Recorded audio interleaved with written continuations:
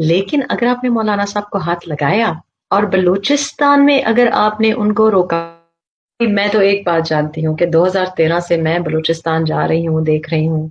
दालबंदीन जाएं तो JUIF, क्वेटा जाएं तो JUIF, साउथ पंजाब जाएं तो JUIF। मैंने वहां वहां JUIF का झंडा देखा है, वहां वहां, जहां हैरत हुई है मुझे कि ये ये यहाँ भी आ गए।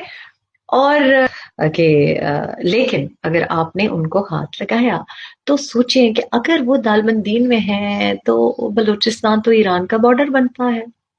बलूचिस्तान में तुर्क गवादर भी है, बलूचिस्तान और कराची भी आपस में रास्ते हैं। दूसरी तरफ साउथ पंजाब में भी प्रोविंस के अंदर भी बॉर्डर्स हैं, भी अफगानिस्तान से बॉर्डर लगता है। कहाँ है सबसे ज्यादा JUIF? साउथ में है, बन्नू में है, वजीरिस्तान के पास है। तो सोच लें, हमें मालूम है आपकी ज्योग्राफिया जो है आपकी तारीख की नॉलेज की तरह ही बहुत कमजोर है, लेकिन अगर आपने रोका तो रोक सको तो रोक लो।